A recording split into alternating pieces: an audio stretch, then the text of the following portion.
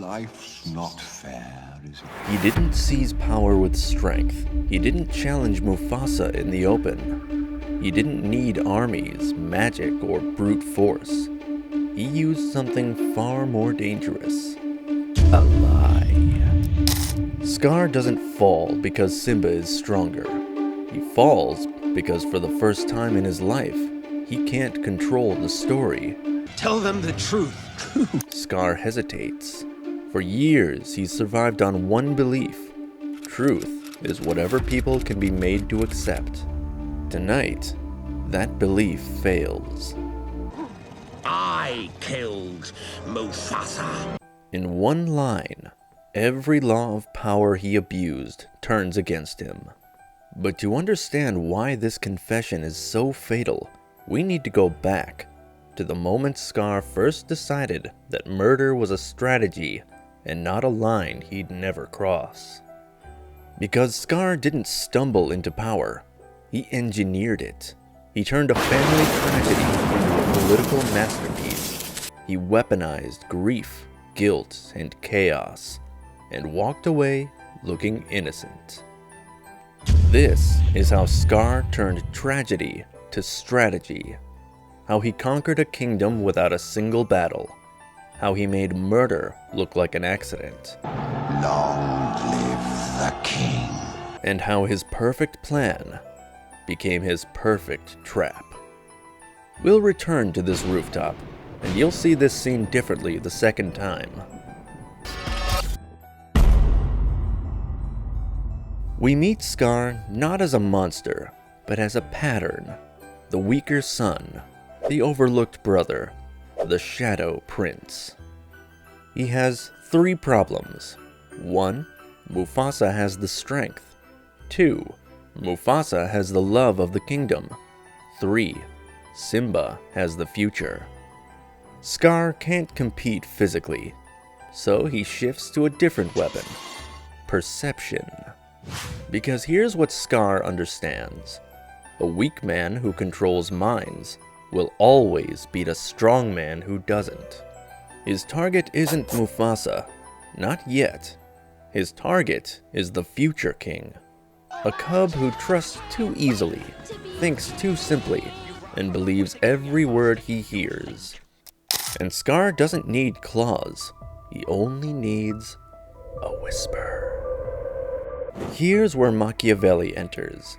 Niccolo Machiavelli, a political philosopher writing in Renaissance Italy. He never met Scar, but he describes his kind perfectly. Machiavelli writes about rulers who seize crowns through blood and cunning, men who kill their way to power, and he noticed something. Cruelty can win you the throne, but it cannot keep you the throne.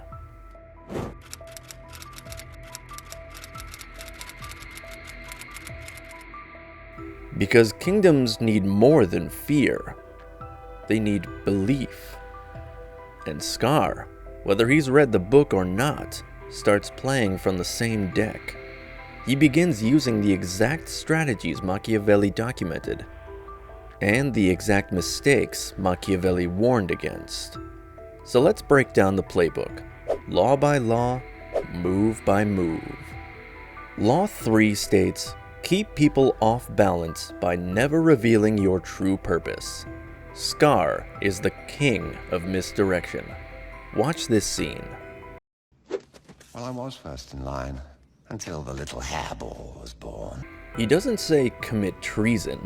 He doesn't say go somewhere dangerous. He says don't go there. An elephant graveyard is no place for a young prince. Oop. He plants a suggestion, a forbidden idea, wrapped in concern. This is surgical. Scar knows that telling a child don't go there is the same as handing them a map. So where are we really going? An elephant graveyard. Wow! Shh! He's not giving orders, he's engineering curiosity. And here's the genius. Scar never looks like the villain. He looks like the cool uncle giving bad advice with a grin. Which, of course, ensures Simba will do exactly what Scar wants. This is calculated. Scar needs Simba in a specific place at a specific time, outside of Mufasa's protection. And he achieves it by making Simba think it was his own idea. He disguises danger as adventure. He turns manipulation into affection, a trap into a joke. And Simba, being a child, never questions the motive, because Scar's genius is simple: hide the dagger behind a smile. This is Scar's masterpiece. Not the stampede, not the murder, this moment.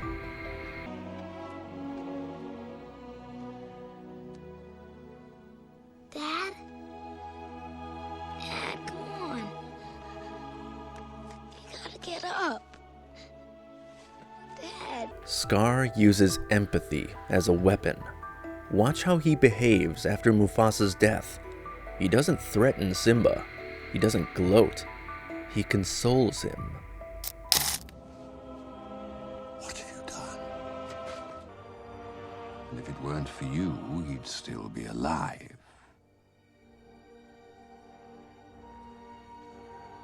These aren't accusations. They're emotional traps. Scar isn't attacking Simba. He's guiding Simba to attack himself. What am I gonna do? It isn't a question about the future. It's a plea for a script, and Scar gives him one. Run. Run away and never return. Scar eliminates the air with a hug and a sentence. No blood on his paws, no obvious threat, no witnesses. Think about what just happened. Scar just destroyed the future king without touching him, without threatening him, without even lying to him. Because Simba does feel responsible, and Scar simply amplifies that guilt until it becomes exile. But someone else is watching. We'll see why that matters later.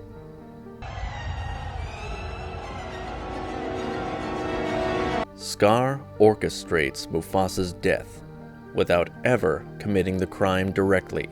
This is essential. He lets the wildebeest do the chaos. He lets gravity do the killing. He lets Simba believe he's responsible. Scar! Brother, help me!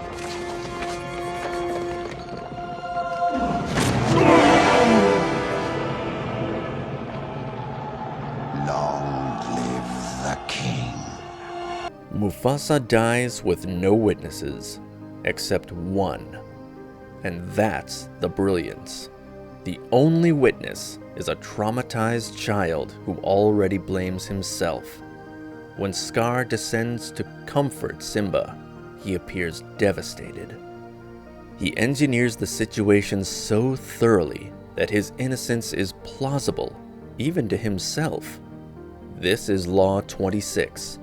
Your hands must appear spotless. Use others as scapegoats or tools to do your dirty work. Scar's fingerprints are nowhere. Simba takes the blame. The hyenas execute the plan. When you can destroy your enemy while appearing blameless, that's elite level strategy. But here's the trap Scar doesn't see. When you keep your hands too clean, people start asking, where were you when it happened? And once people start asking questions, the lie is already dead. It just hasn't fallen yet. Scar's next move is pure narrative engineering. He doesn't march onto Pride Rock and declare, "I'm king now." He stages a funeral monologue.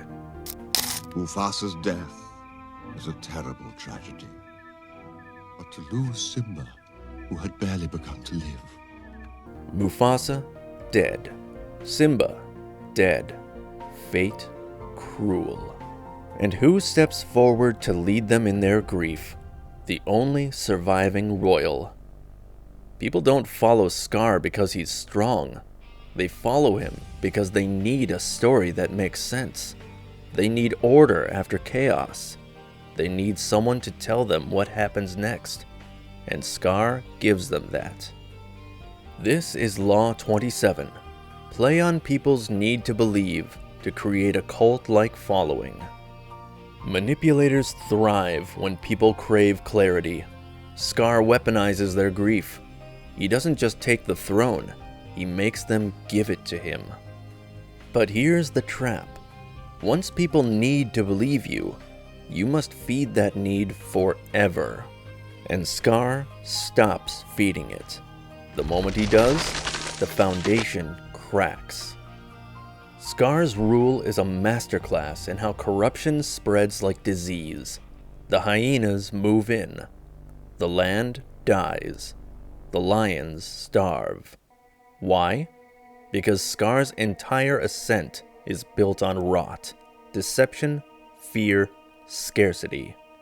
Law 10 states, "Avoid the misfortunate, for they bring misfortune upon you."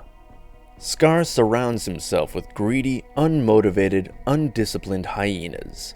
He replaces noble allies with parasites. And here's the thing about parasites. They don't stop consuming just because the host is dying. When a ruler elevates the wrong people, the kingdom collapses with them. Scar thinks he's won, but he's actually built a kingdom of decay. And decay doesn't stop at the borders. It consumes the throne too. This is where Machiavelli's warning becomes prophecy. Cruelty badly used is that which, although infrequent at first, grows with time rather than diminishes. Scar's cruelty doesn't end with Mufasa's death. It metastasizes into starvation, into oppression, into collapse.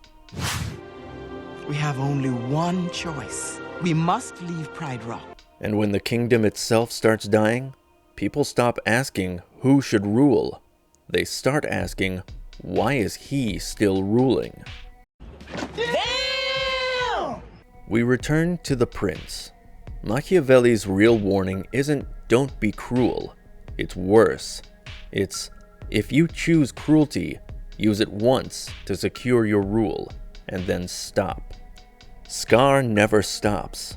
Every dry riverbed, every starving lioness, every hyena cackling on Pride Rock is a reminder. Mufasa equals life. Scar equals death. The more Scar rules, the more his own power argues against him. Machiavelli would say, Scar fails not because he is ruthless, but because he is sloppy. He confuses staying feared with staying in control. He forgets that fear without benefit turns into hatred, and a hated ruler needs only one opponent to make his fall look like justice. We go back to where we started. Simba on the rock, Scar cornered. Tell them the truth. Simba's line, "Tell them the truth," isn't just a moral plea. It's a strategic nightmare for Scar. To survive, Scar would have to admit his role, keep his army loyal, keep the lionesses passive, and rebuild a narrative that explains everything. He can't. For the first time in his life, Scar has no story ready. So he reaches for the only belief he's ever trusted. Truth is in the eye of the beholder. And then, under pressure, he betrays his own philosophy. He tells the raw truth. I killed Mufasa. The beholders change their verdict instantly. The lionesses stop seeing a king. The hyenas stop seeing a provider. Everyone stops seeing the story he sold them, and finally sees the pattern he's always been. It's the hyenas who are the real enemy. It was their fault. It was their idea. Not a tragic villain, just a petty murderer who got lucky once. The lie dies on impact, and Machiavelli's old line lands right on Scar's bones. Those who gain power by wicked means may win a throne, but never glory. You see this pattern everywhere. Not just in fairy tales, in boardrooms, in governments, in empires built on lies. Bernie Madoff's Ponzi scheme worked for 20 years. He convinced thousands of people he was a financial genius. But the moment the 2008 market crashed and clients asked for their money back, the whole lie collapsed in weeks. Why? Because a lie that depends on infinite growth dies the moment growth stops. Elizabeth Holmes convinced investors, pharmacies, and Walgreens they'd revolutionized blood testing. She was on magazine covers. She was called the next Steve Jobs. Until one journalist asked to see the actual technology. And the whole empire collapsed. Because you can claim you have the answer, but eventually someone asks you to show them. Scar teaches us this. A lie can win the moment, but sustaining it requires perfection, and perfection is impossible. Because the moment you slip, the moment you can't deliver, the moment someone asks the wrong question, everyone who believed you, they become everyone who destroys you. This is the final trap of Law 26. When you keep your hands clean by using others, you create enemies within your own ranks. Scar used the hyenas, and the moment he tries to use them again, this time as scapegoats, they turn on him. Because people who were willing to help you commit evil, they know exactly how evil you're capable of being, and they won't wait around to be your next victim.